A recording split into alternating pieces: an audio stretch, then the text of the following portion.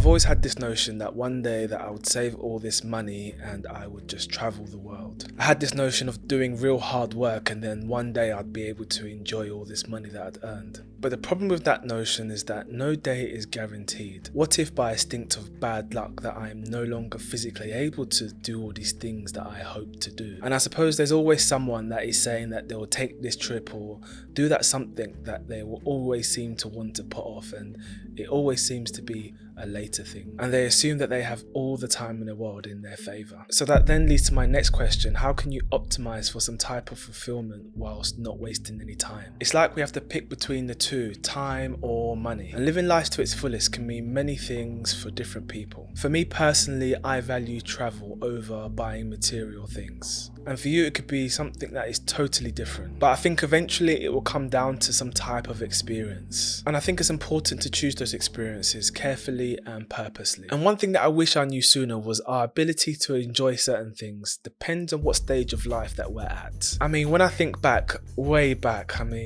before a teenager, when I'm trying to recall any type of vacation, I vaguely remember it, but it's not any type of memories that kind of stick out for me. When we're in our later years, we're less likely to take those risky holidays or those excursions that you're out all day, because they're probably going to be too physically demanding. So we may get good at optimizing our wealth and climbing the social status ladder, but in doing so, some of us lose sight in what we're doing this for. And I'm not talking about the material things, I'm talking about the wealth that you might build from friends, family, or relationships. And I never used to think this way. I used to think your 20s and your 30s was a time for grinding. There was no time for any type of enjoyment. And somewhere along the line, I realized these are my best years.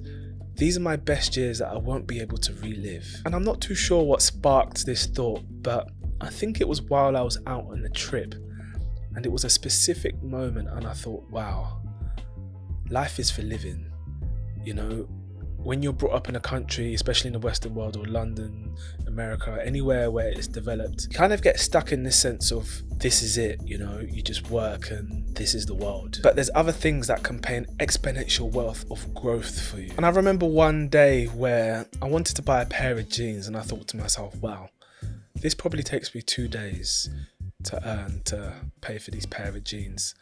And then I started to think about how my life force is always equated to a financial amount, and if I'm spending that amount, that's an amount of my life that I've spent in order to get X. And I know it's a weird type of concept, but I started quantifying things as life force. So a pair of jeans, it was X amount of days. A pair of headphones, maybe a week. A laptop, a couple months. And when I started to think like this, some of the things that I wanted just paled in comparison compared to the amount of time it took to earn that money. And I remember some of the things that I would buy. Yes, for a few moments I would be excited, but that excitement would disappear as quickly as it rose, and I would be back in the same position.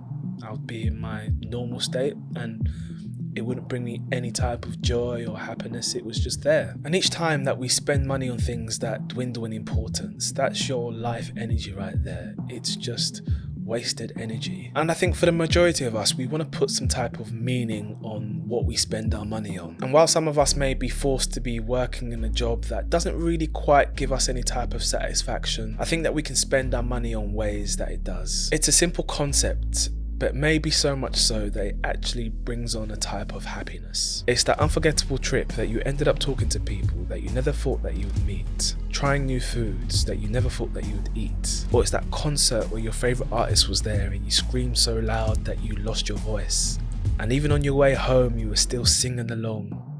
And it's those moments that are now imprinted in your memory bank, bookmarked as moments to remember. It's the time where all the family gathers. Maybe it's Christmas and you get that one family member who drinks a little bit too much and ends up just relaxing a little bit. Experiences is where we talk, is where we laugh, is where we tell stories and even reminisce. So here's my plea to you. Start thinking of your life as experiences that you'd like to have.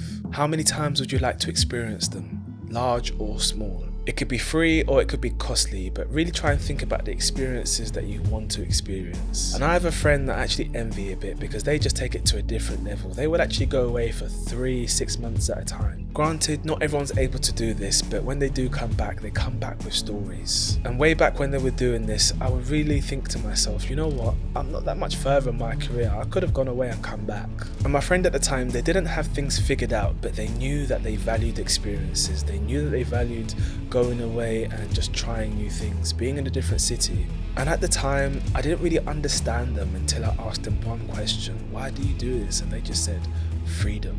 And the way I see it now, I see experiences as future investments in ourselves. When we wake up, we all have memories that we can tap into, and some of those memories will help us navigate this complicated world. And one day when you're going about your business, you might get a whiff of a scent, or you might see a photo that immediately just recalls those memories. It instantly transports you back to a moment. And that moment may only bring you back a fraction of the joy that you felt at the time, but those individual fractions add up over time to who you are. And that's why I don't regret travel, even if I spent a little bit too much money at the time. And for many people, they die before they have ever truly lived. So the core idea behind this video is that your life is a sum of experiences. Because at the end of the day, I think a life well spent on experiences is a worthwhile cause.